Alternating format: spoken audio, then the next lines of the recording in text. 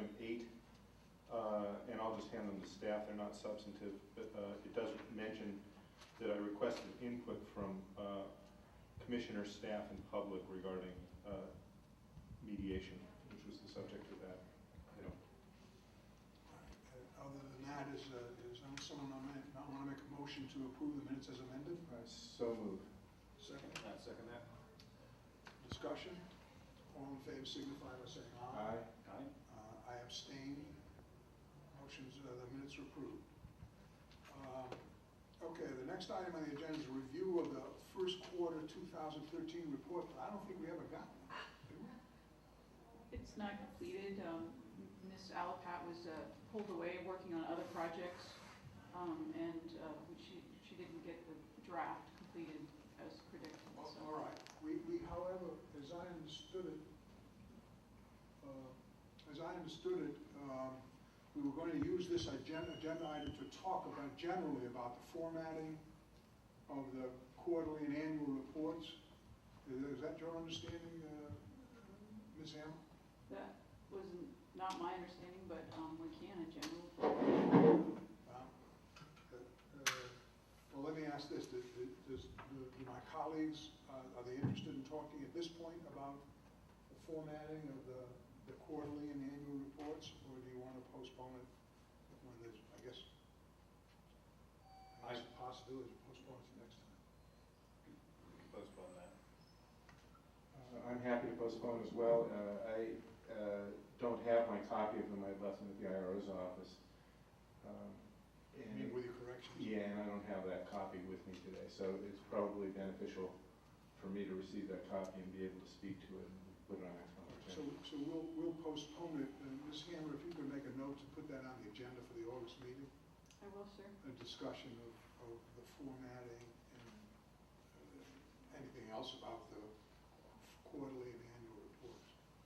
I would report that Ms. Alapat and I are working to incorporate suggestions made by the POC for the last round of reports into the first quarter report, which was some of the delay and changes being made.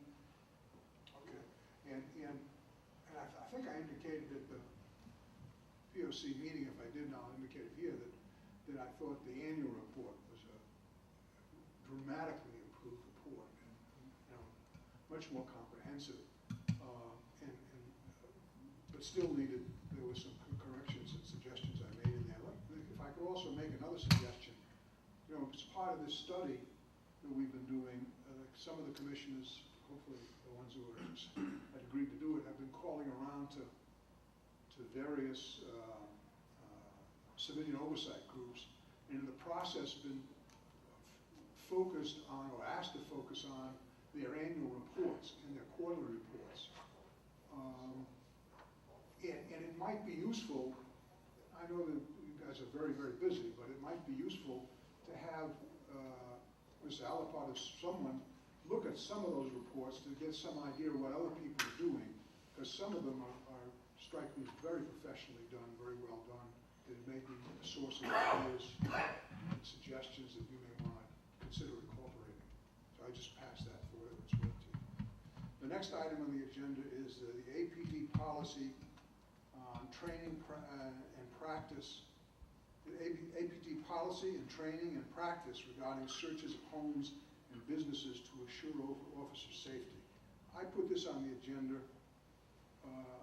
because of my concern arising out of one of the citizens' letters, citizens' complaints at the last POC meeting, the name of which, the number of which I don't recall and I don't have here, but my informal inquiries led me to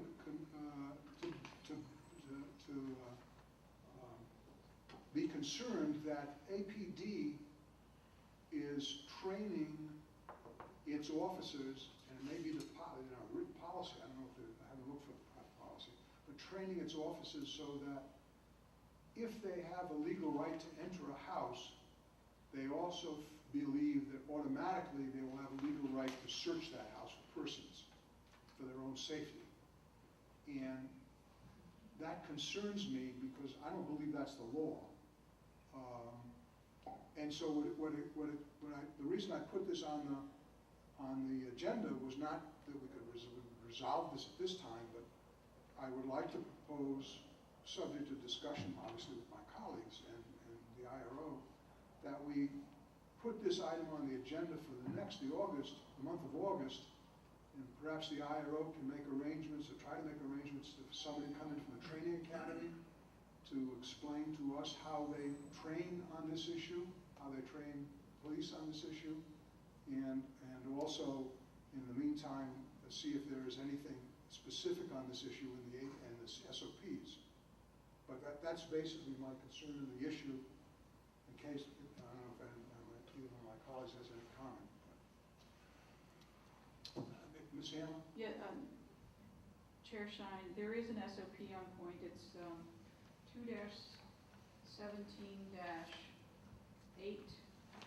and 2-17-17E,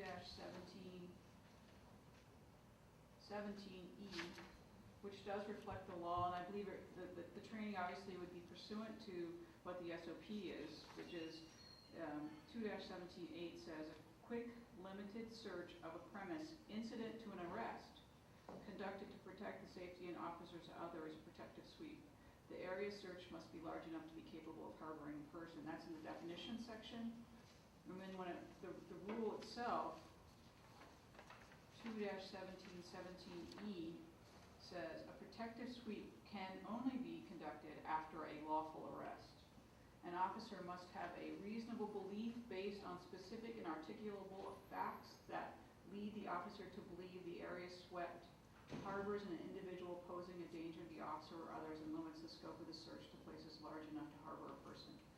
So we can have someone come from the training division, but they would be saying that they're teaching pursuant to the SOP, which the SOP does reflect the law. So I don't believe that that's a common practice for protective sweeps. Obviously, anyone can consent to anything.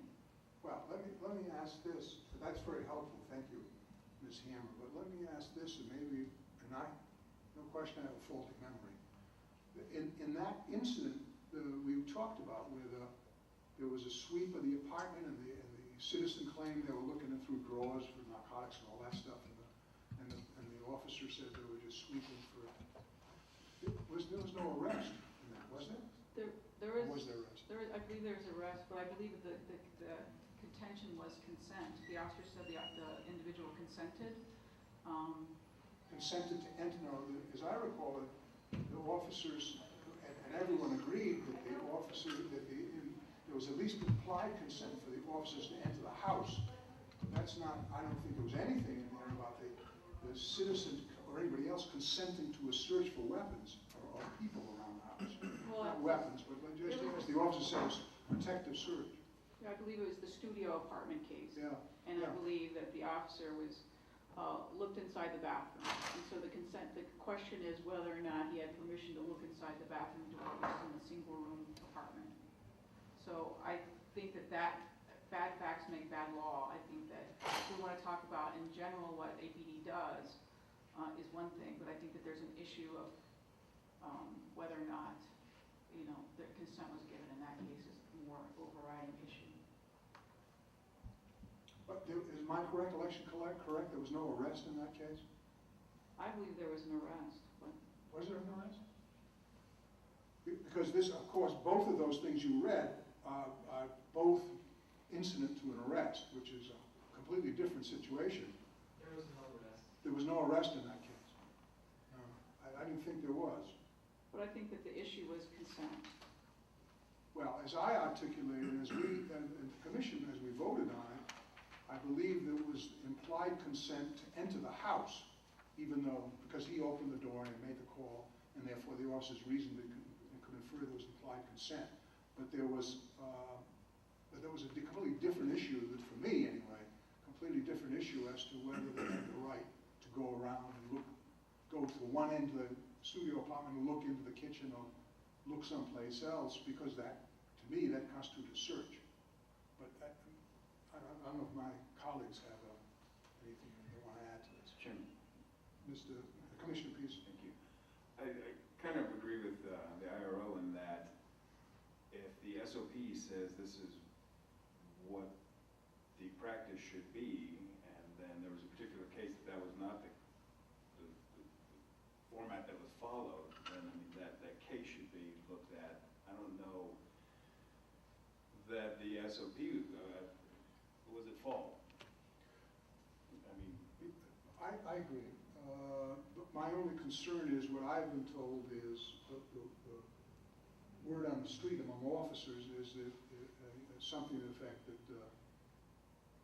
once you enter the house, you own it. You can go and search, and as a protective search, and that's troublesome to me because that is inconsistent with the language of this SOP. And for example, the example we gave, or I gave at the POC hearing, where someone, if I call in because I see somebody burglarizing a car across the street, presumably the officers could not come into my house and search, look around the second floor bedrooms to see if anybody's there. And the reason is under that SOP, that can only be done incident to an arrest. That is, if they arrested me or someone else in the house, they could search. But that, as did I mishear it?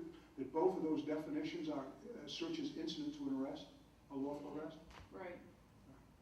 So I'm concerned from that information I got informally that the training and the practice of the officers is not consistent with that SOP.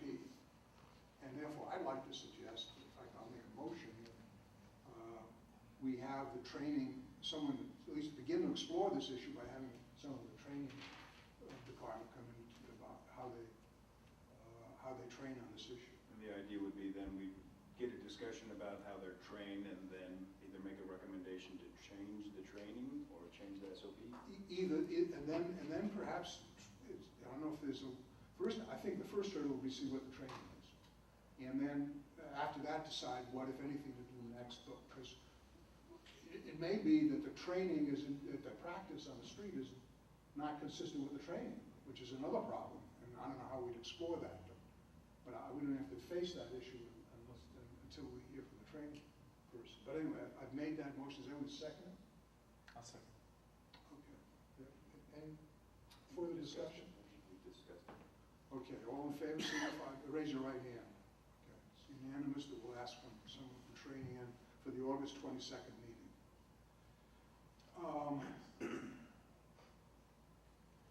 Now the next item on the agenda, anything else on that item?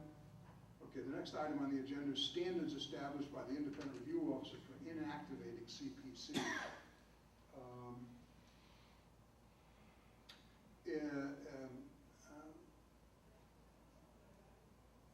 This came up at the last POC hearing. I put this on the agenda again too. This came up at the last POC hearing when it became clear that the IRO was exercising discretion when there was a first citizen's complaint against an officer that had received, or that her office had received, that she was in some instances inactivated. And there was some discussion at that point about whether we should have some standard as to that kind of inactivation, or indeed inactivation generally.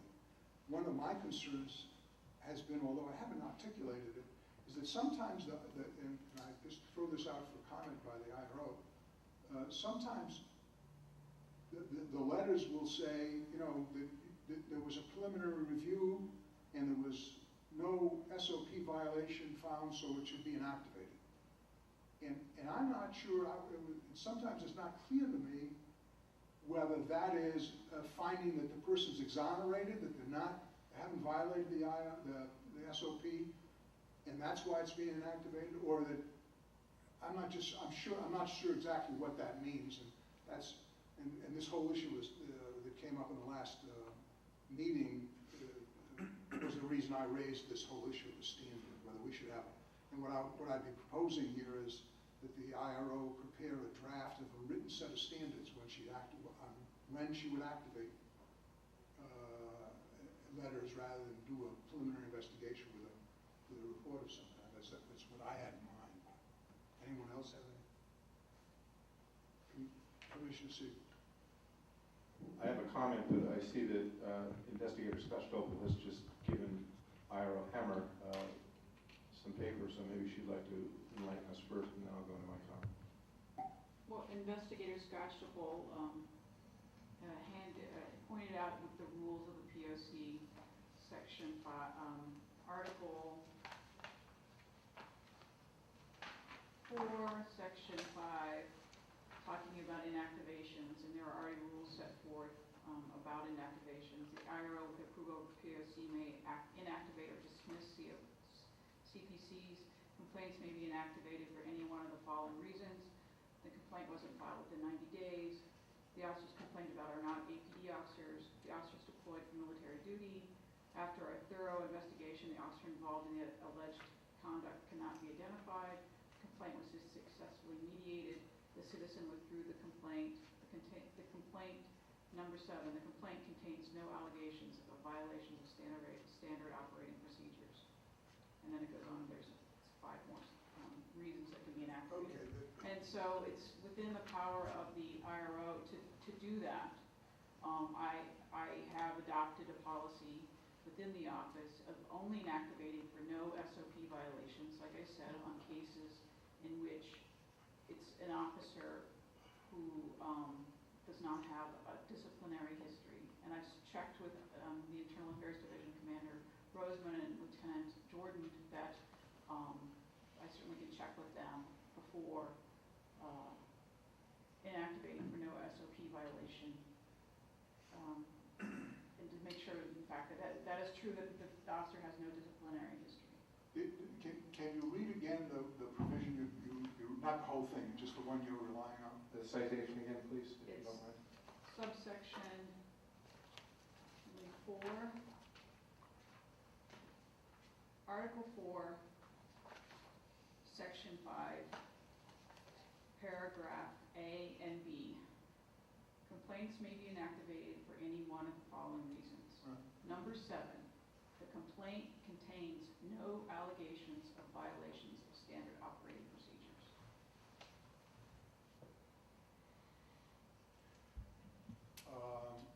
No allegation of, as I understood what, maybe I misunderstood, but as I understood what you were doing, and please correct me if I'm wrong, is even though the person was alleging some conduct which would constitute a violation of the SOP, if you exonerated the person, if you found the officer was exonerated, it would be in that situation where you would inactivate it. And I don't think that's the same as there's no allegation, but I may misunderstand.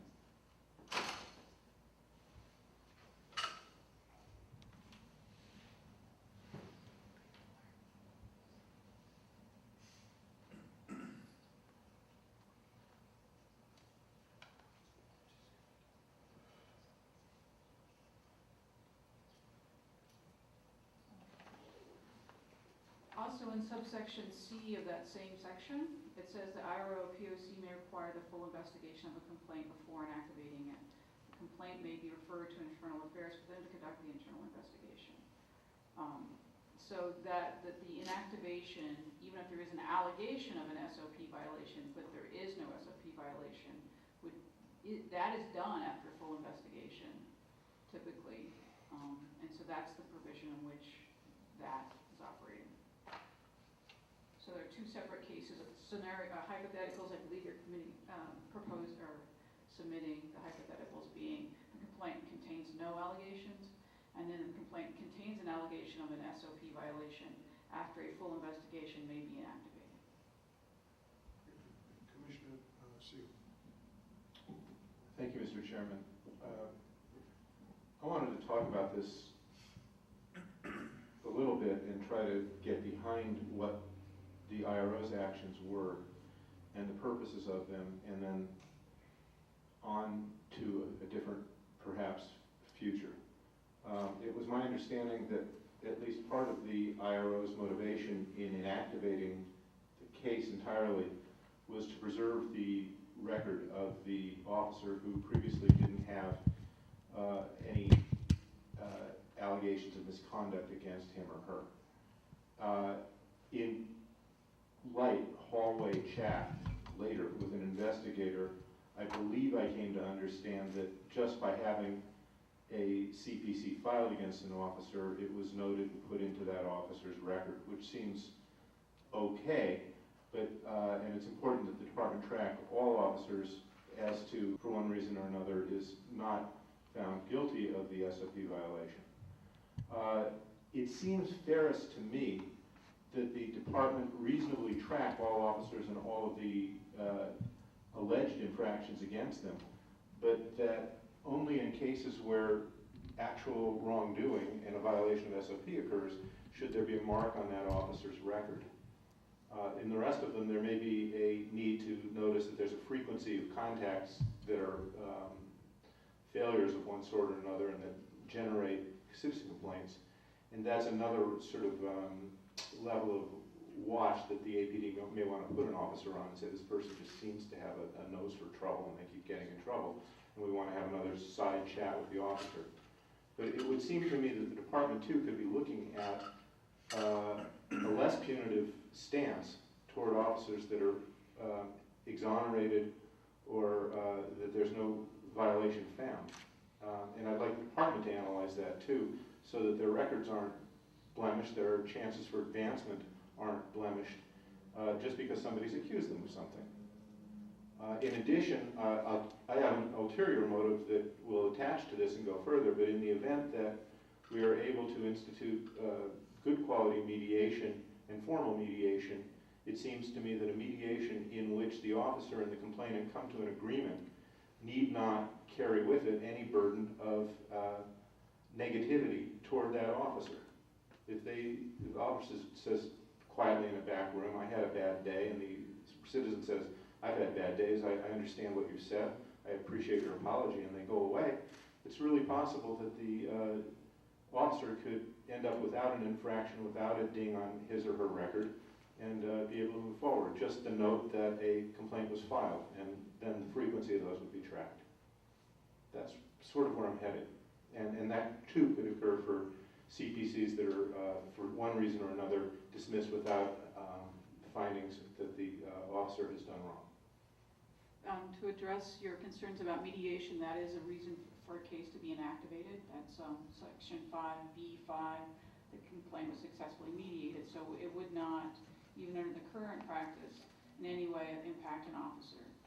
If there's a desire from the full POC to make a recommendation to the department to change its policy in the early intervention system about the way in which complaints are tracked, then I think that that's a separate question. I think that whether we inactivate a case means that it doesn't take the time away from the investigator, it doesn't take the time away from this office. It's also a judicial economy issue as well, in which we're going to exonerate an officer, in which we're going to find absolutely no misconduct by any standard because of a lapel cam or it's not, there actually is no allegation of an SOP,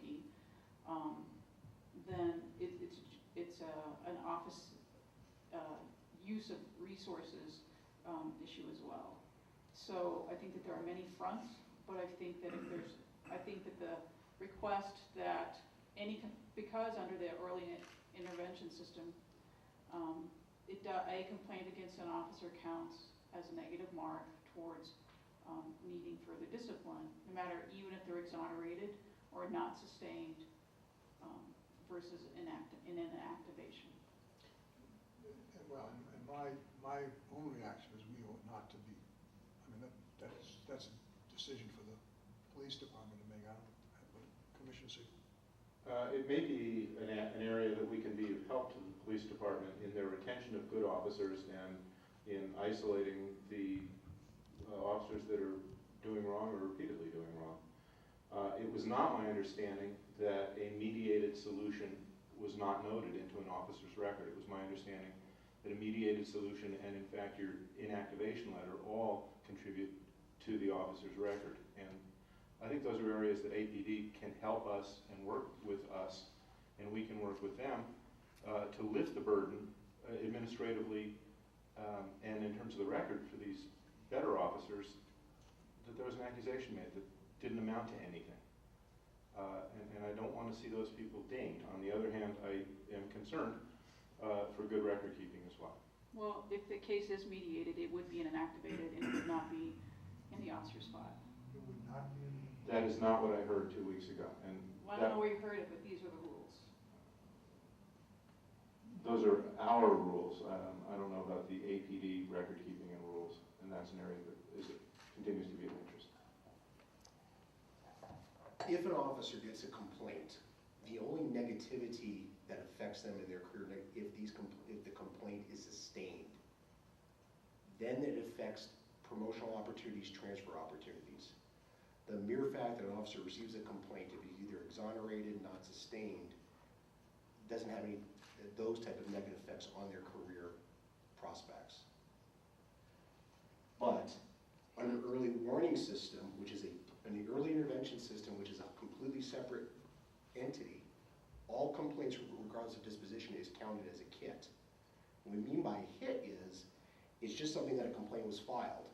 When they hit the threshold, when an officer hits a threshold, and EIS is not just about complaints. There's many EIS hits. Then what we do is the officer supervisor will look down and look to see what this pattern of behavior is. If it just happens to be, for instance, officers who work in the downtown area who get a lot of uses of force, for example, because they work the split shift in the bars at the bar scene, and they're on those calls responding down at 4th and Central, where every Friday and Saturday night they're responding to 10 or 15 fight calls all night. That is noted that there are no issues, no further action needs to be taken. That is also noted on their record, and nothing negative happens. There is, what some officers feel the early intervention system is a negative hit, and it's not. The department doesn't look at it that way, and it does not affect their career, even for quote-unquote positive hits. If I understand what you're saying, it's just a device to alert a supervisor to take a look. Correct. It may be clear that there's no problem at all, or it may be worth taking a look. That's all it's doing. And that's the goal of the EIS, because I said the other factors, that's why we call it early intervention, to show, for instance, if there's a pattern of officers missing court, why is the officer missing court? That's an EIS hit. Traffic accidents are another. If officers involve a lot of traffic accidents, do they need retraining in driving? Or there's something else, or is their vehicle, there's something issue with the vehicle? So once again, once they hit these thresholds, that's when the supervisor sits down and starts analyzing what is going on with this officer. Is this a pattern of training? Is it a pattern, or is it just a pattern of circumstance? And there is no discipline that comes out of the EIS, like I said.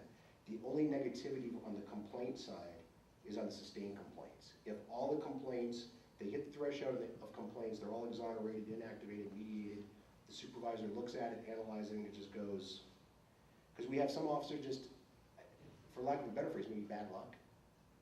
Because they just work in these areas, they get involved and these things happen. They sit down with the officer, there's nothing there, they make the notation, and they move on. I know some of the attitudes of officers that they feel that EIS is something negative, but it's not. It's a tool for us as supervisors as to design to look for early problems and to deal with, to see if it's a systemic issue or an individual issue.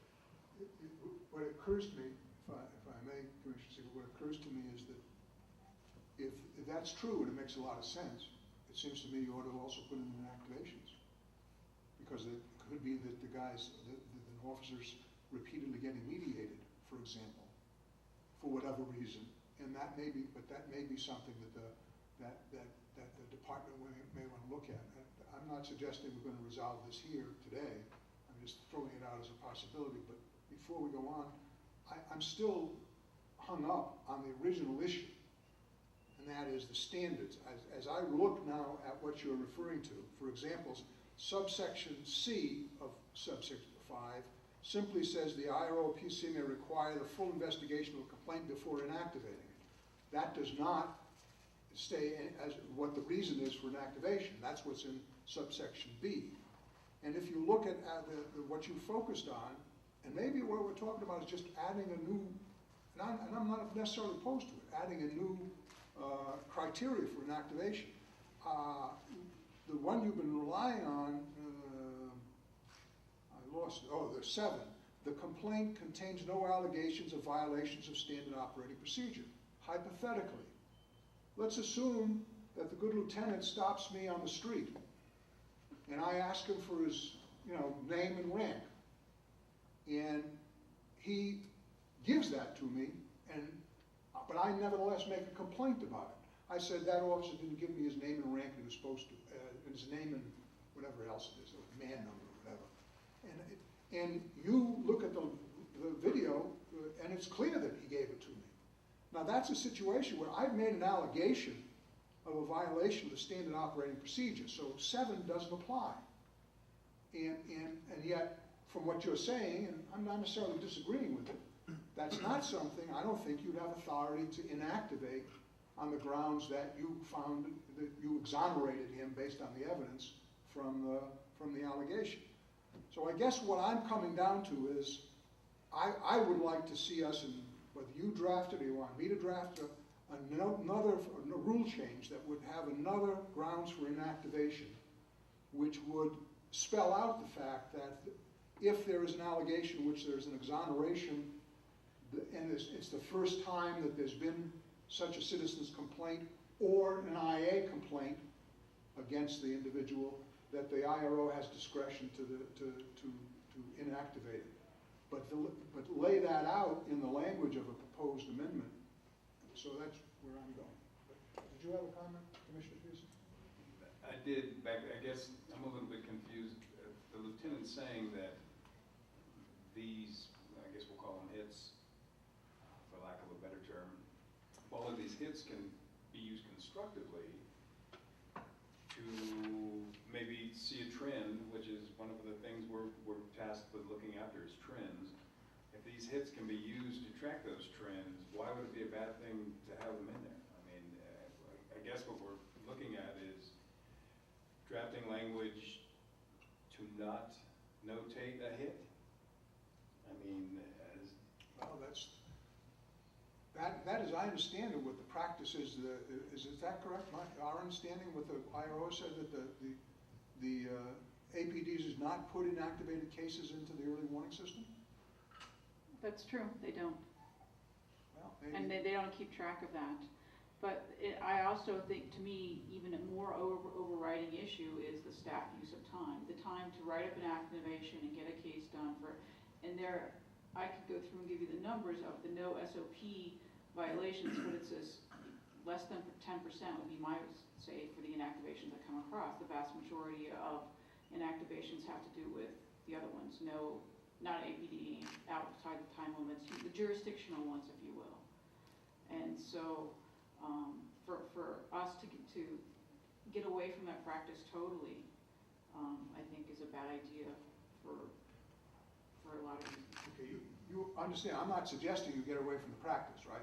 I understand that, but I believe that Commissioner Peterson was suggesting. Raising the issue. Yeah. Well, I mean, it seems to me that the rationale of the early warning system and that it's just a trigger to cause someone to take a look, the supervisor to take a look, seems to me that you would want to, I don't know whether, well, even a 90-day, someone dismissed for 90 days, maybe that's, I mean, why would that not be sufficient to cause the department to want to take a look at someone where the complaint has been inactivated because it was 95 days old, and, or because it was mediated, or some of these other grounds?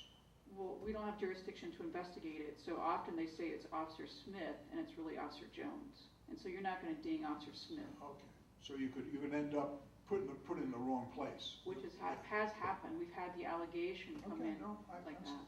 That's see. actually happened to, But- we got a but call from a supervisor about that. But presumably mediation you don't have that problem with.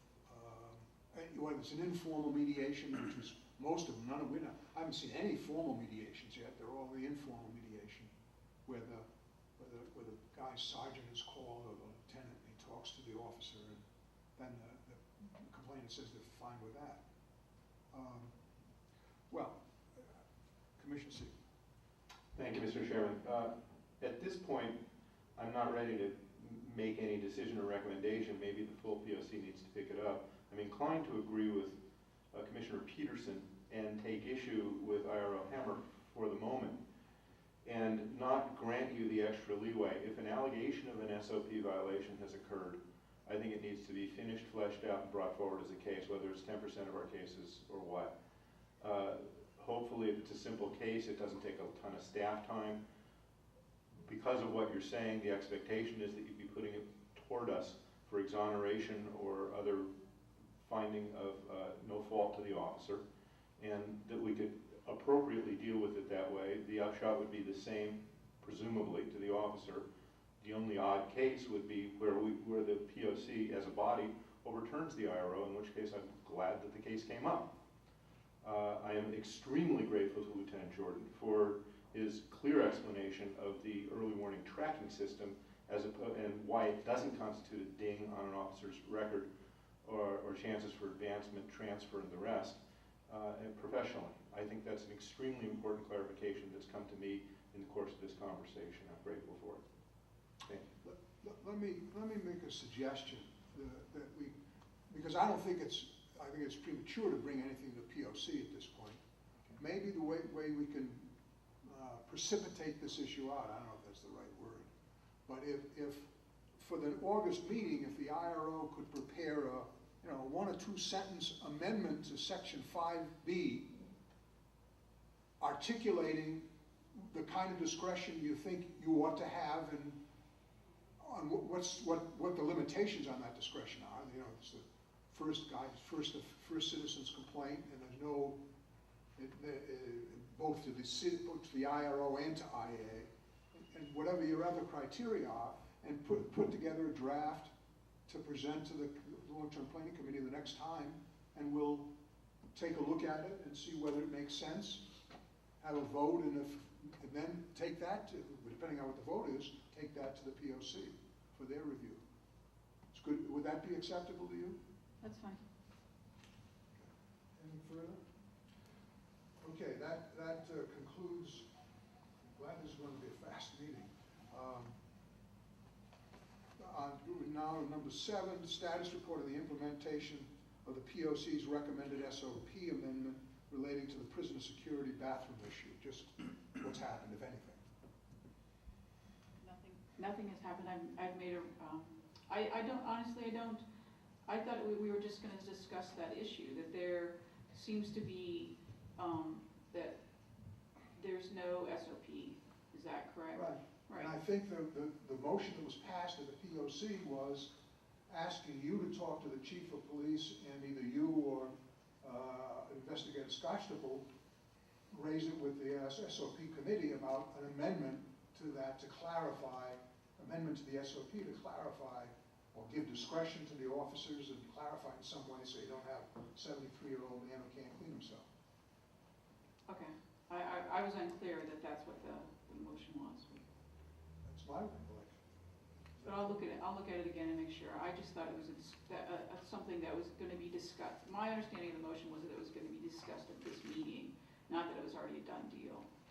My recollection is that the commission asked you to do that. So why don't we do this? Let's just put that. Can you I will do that. If I'll look at the minute. I'll look at the meeting, and if that's what the direction is, I will do that, and I'll report to the full POC that was done, because we still have 2 weeks till the next meeting. Oh, okay. I was wondering the alternative, if the time is such, you could just put this issue back on long-term planning committee meeting. No, I think we can just do it. Okay, that's fine. If you want to report to the full POC, that's fine. Okay, the status of negotiations of the IRO and I guess Commissioner Cameron and Commissioner Varela with the APD. It was agreed at the meeting that we had that the SOP committee of the APD would work on revisions to the officer-involved shooting SOP, which are in progress, and they are still working on it. Is there any input being given by Commissioner Varela, Commissioner Cameron, to you? Yes, by me, and then certainly the draft comes across, and they would have the opportunity to look at it. But the draft isn't even together yet. All right. Let me, well, that's fine. Any questions about this issue? I should mention a couple of things. I had a meeting with Councilor Trudy Jones and Councilor Brad Winter, I don't know, a week ago. And the issue came up in the conversation of the proposed MOU with the APD.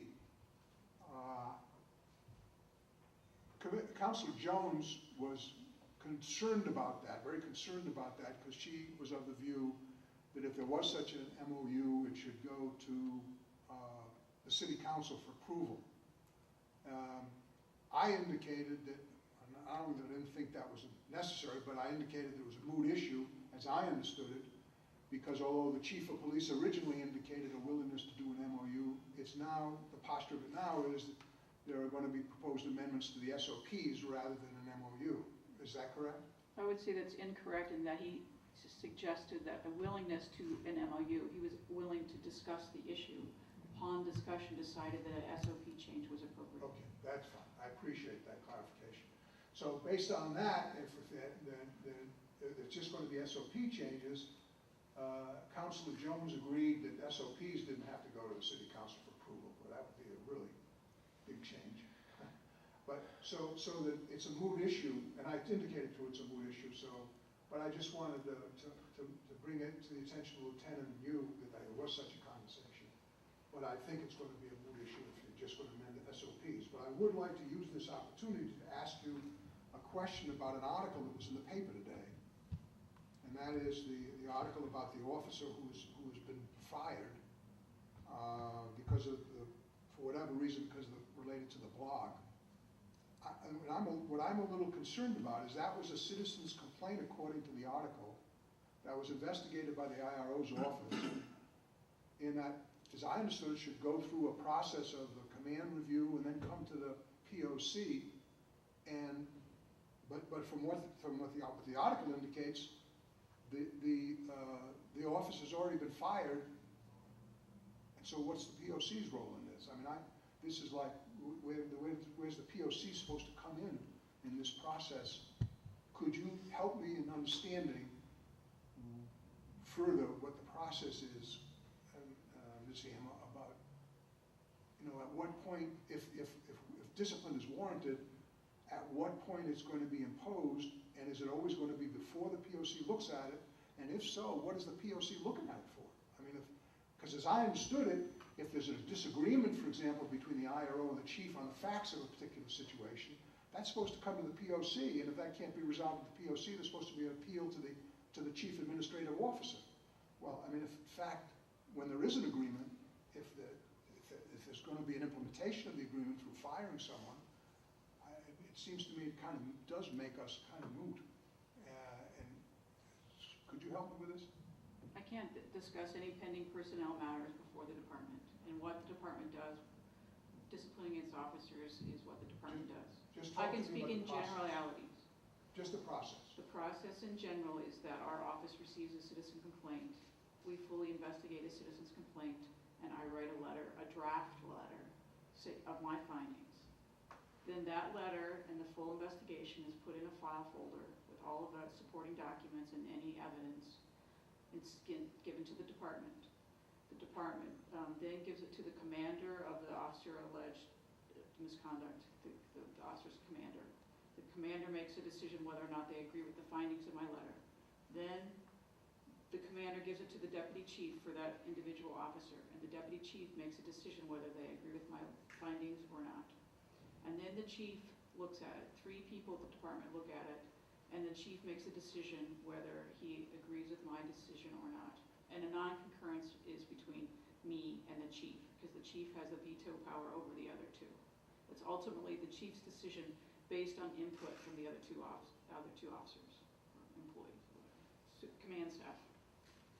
After the chief makes his decision, then it's up to the chief to impose any discipline based on, and he imposes discipline when he chooses to do so. There are occasions on which I believe that discipline is imposed after the POC, and there are occasions when discipline is imposed before the POC, but that's a decision the department makes. There's been an emphasis recently, in the recent past, of sticking to adhering to the timelines which in the union contract. It's my understanding in my predecessor's time in this office that those timelines pursuant for discipline to be imposed were not enforced. But currently there's been a change in posture from the union that they want to adhere to the contracts strictly, and that if any discipline is going to be imposed, it's going to be after a complaint that's been investigated within the first 90 days, or another 30 days if the chief gives us an extension, and then you have another 30 days for the review and the imposition of discipline. So if discipline's going to be imposed, there's not time built into the contract for the POC to meet, typically. Which makes me ask the question, what is the function of the POC? I mean, if in fact, I mean, because what I was going to suggest to you, that one of the things you may want to consider raising as part of these SOP modifications would be a provision saying that there'll be no discipline imposed until the POC has had an opportunity to review something and the appeals have expired. The citizens appeal, for example, to the POC, and then the citizens further appeal to the CAO, the Chief Administrative Officer. What you've just described is a process that makes all that meaningless. Well, what's the purpose of an appeal if the chief has already made his decision and the discipline's been imposed? I mean, it concerns me. It may be a problem with the union contract, and this may be another of many problems that I have, and I think this POC would have, with the union contract, including the 90-day rule to begin with. That really, it seems to me that procedure where the union's insisting under the contract that discipline, the decision to discipline or not has to be made before it even comes to the POC, really does make this process meaningless in terms of the citizen. Well, the citizen still has a finding. The citizen can still disagree with the finding. What it's really being taken out of it is the department's disposition of discipline. If the POC disagrees with the finding of the IRO and the recommendation of the chief, then I believe that the Personnel Review Board, which will be the appeal process for the officer, would take that into consideration. What we're talking about is what are the findings and what can the chief do with the findings. The chief can look at the facts and impose discipline based on a violation of the SOP, whether it has a CPC on the front of the file or has an I on the front of the file. So it's two separate things. All that appeal process is for the citizen. The appeal process isn't for the officer. No, I understand that. Let me ask you this. Assume for the moment that the chief of, you recommend that the officer be exonerated in a particular case. And the chief thinks that the officer should be sustained, the allegation should be sustained, and it's a firing offense. What happens in that situation? Well, it would be a non-concurrence, and if the chief felt strongly enough about the case, he could have the Internal Affairs Division open an I for a violation of an SOP and proceed in that way. But by the time it gets to the non-concurrence stage, then the 90 days plus the 30 days, 120 days has already expired. No, it's not. It's not? Typically not. Well, I thought that that's why we were always getting it after the Well, time that's what I'm saying. Under the old application of the rules in which the time limits weren't strictly adhered to, but beginning in 2013, the cases in which we sustain or the cases in which we are working on are within the time limits. And the cases that the Internal Affairs doing are within the time limits. What happens under, and bear with me, I'm just trying to understand this process. What happens if you do the investigation and you find there's been no violation, the chief concurs, it comes to the POC doesn't concur and says it should be sustained, or the citizen, or what says it does concur, and the citizen citizen takes an appeal, and the finding is reversed. So it's then sustained. The time has passed under the union contract for imposing discipline. Are you saying that the chief cannot then impose discipline, or have you focused on that issue? I don't believe that the chief can impose discipline, but it would be in the officer's file that a sustained finding would be there, so it could be used for progressive discipline. Do you agree with this, Lieutenant? What's been happening, what the current practice has been happening with the cases that have gone past the time limit, if there have been sustained allegations, What the chief has been doing is, he has been noting on the officer's file, the officer would receive, for instance, an 8-hour suspension. He's making a note, but due to time factors, the discipline is not imposed. That way, it's documented on the officer's personnel file, so that way, if another violation or a similar violation occurs in the future, the chief or the recommending supervisors can look and see, even though the officer did not receive that 8-hour violation, he still can use progressive discipline, so this is technically a second violation, and now we can impose a 16-hour, or If you're within the time limit. if the second allegation is within the time limit. I can tell you, since with the change in the policy, we are getting the backlog of these older 90D cases has been reduced greatly. The CPCs that we're seeing, because what happens is, I'm the one she gives the CPCs to, and I usually just review them myself before I forward them to the chain of command. The backlog is lessened. She's getting through the backlog. On the I case side, it hasn't been an issue. So we're now getting more and more within the contract time parameters. But for those cases where the rule is run out on the contract, that has been the policy that Commander Roseman and I recommended the chief is implemented, where the notation is there. So it's also, when we talked about the EIS system, it's also in EIS, it's being considered as a sustained violation. Just because the time ran out, so it's being noted. The only thing that is not happening to the officers, they are not actually serving the actual discipline. They are not serving. Discipline's not imposed. It's not imposed. It's noted, it's recorded, and we're using it for EIS, and we're using it for future progressive discipline. I understand that, it's very helpful, but we're for the backlog. But I'm talking about even in the most current case, you know, a citizen's complaint tomorrow. The way this system is set up, the time, as I understand it, maybe I'm completely misunderstanding it, but the way this system's set up, the time for the chief to impose discipline will have expired, unless he imposes the discipline, by the time it comes to the POC. Certainly by the time the appeal is heard of a citizen to the POC, or certainly by the time the citizen appeals to the chief administrative officer.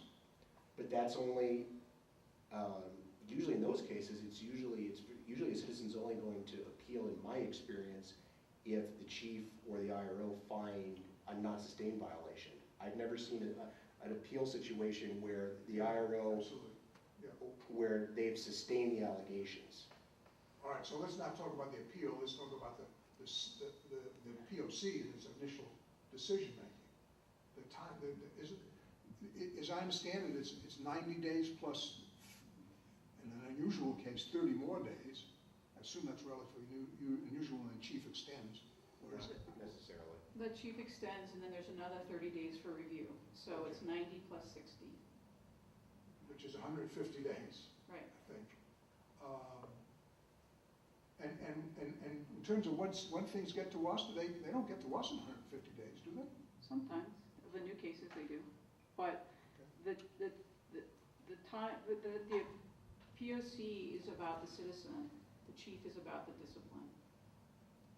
I understand, but the POC, it's meaningless to say that, to me, it's meaningless to say the POC is about the citizen unless it's for the issue, to help decide the issue of whether there's been a violation of an SOP, the consequence of which would be the imposition of discipline by the chief. I understand we don't impose discipline, we don't recommend it, but the whole point of the process, as I understood it, was so that a determination could be made as to whether there is a sustained violation of an XOP that warrants discipline.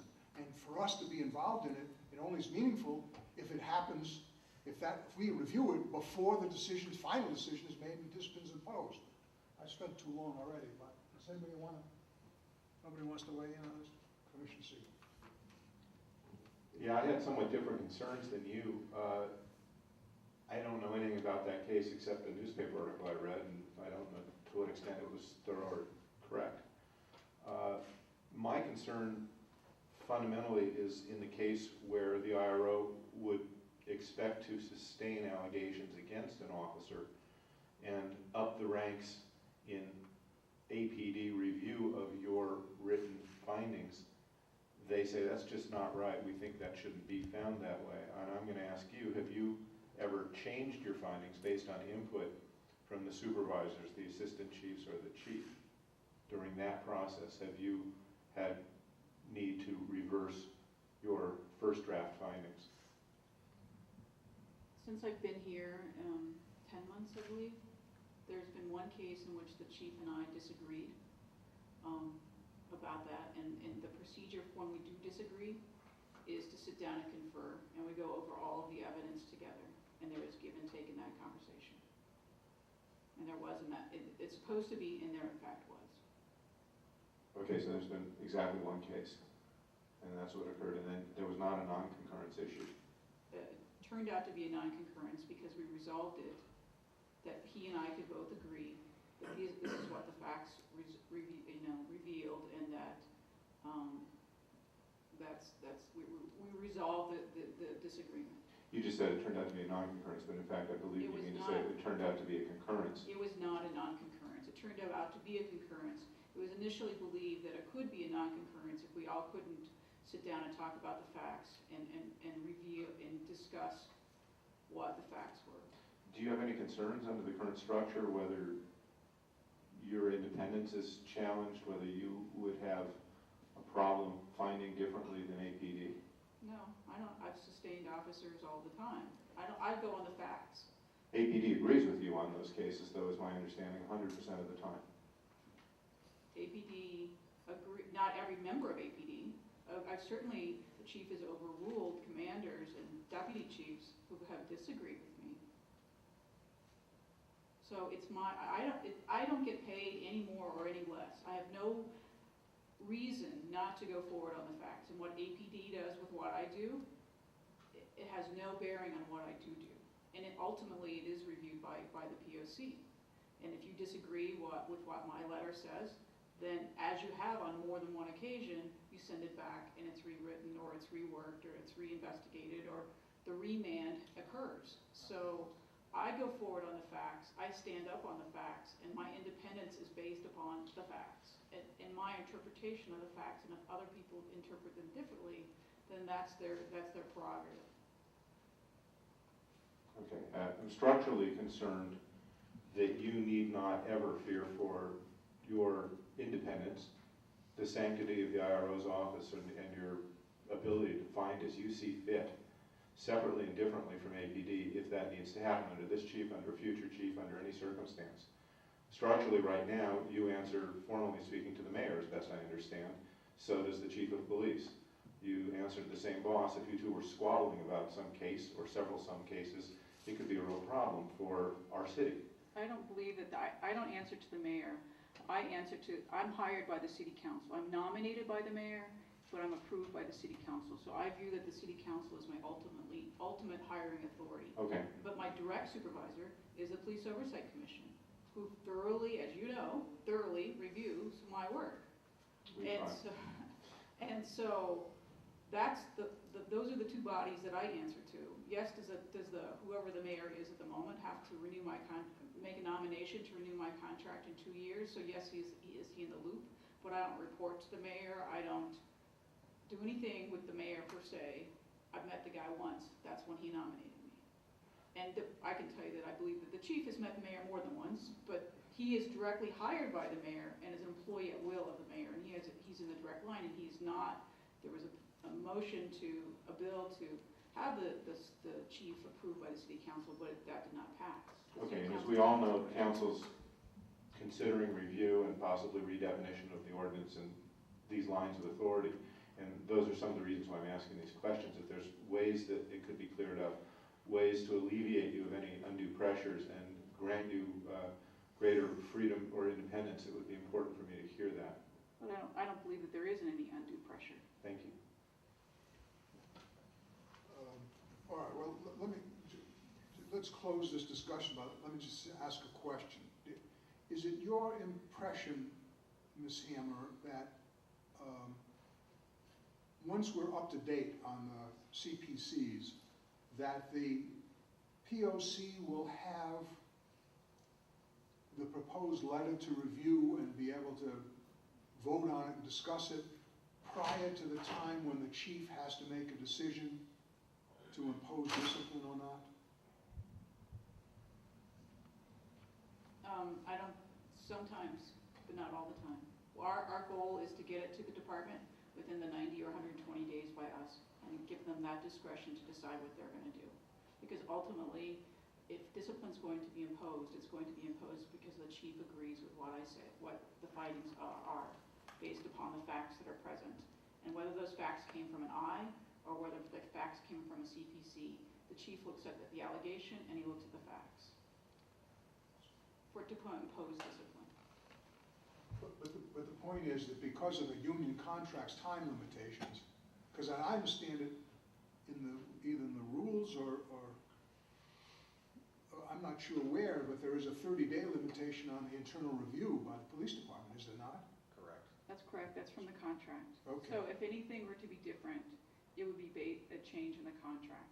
As far as if the POC as a body did not wish discipline to be imposed upon any officer prior to the POC hearing the citizen complaint, that would need to change in the contract. The review process time, Pardon me? the review process time would have to be changed.